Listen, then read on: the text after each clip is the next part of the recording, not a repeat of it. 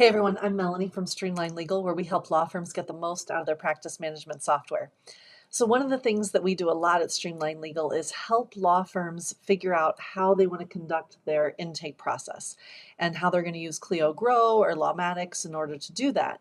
And of course, one of the great features of both of those softwares is their use of forms and how we can create forms to send out to our clients and have our clients fill them out, or rather our potential clients, and send them back and then, have a discussion or a consultation based on that information and determine whether or not we're going to work with that client or whether they're going to hire us. And so that whole form process is fascinating to me because I do come across attorneys that tell me that one of the reasons they really want to use a form is that they want the client themselves to specifically type in some of the critical information. Things like the spelling of their name or their address or their social security number or birthdays, or the things that are very technical and we want to make sure we get accurate. They want the client to fill those in so that if in case there ever was a mistake or something that wasn't correct or accurate, they could take that back to the client and basically say, sorry, this mistake was made. However, you were the one that put it into the form this way. We got this information from you, and that's why it was prepared this way, right? And so really being able to go back to the client with that.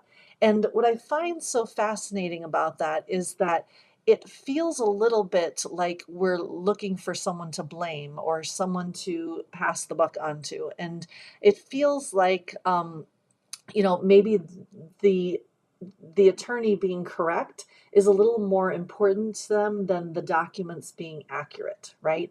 And so if you're feeling this way or thinking about this, I would encourage you to think a minute about, what is the end game here? Is the end game showing the client that they were wrong?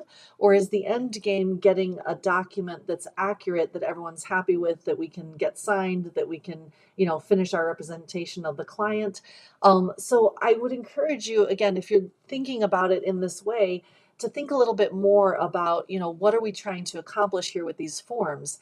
If the goal is to prepare documents that are accurate, that can be signed and delivered to the client, and, obviously this is more of an estate planning kind of a situation, but it could be really any practice area, then I would encourage you to think of other ways that we can get that client's information accurately, right? So maybe it's not the use of a form, frankly. Maybe it's taking that form and using it internally and rather calling the client or potential client and, having a phone interview. Or maybe it's, having the phone interview and then sending them the documents to review so they can see it in advance of signing to make sure that it's accurate and all that.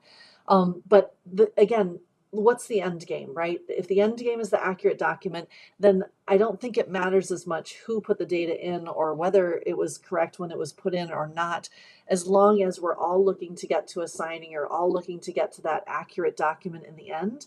Then let's find the tools that are going to help us get to that accurate document, as opposed to looking for someone to blame. So if you have that experience in your firm, I'd love to hear from you. Please feel free to drop a note in the comments or reach out to us so that we can talk about this a little bit further, because I find that approach very fascinating, and I'm interested to hear what you guys think. So thanks for joining me tonight. Have a great evening.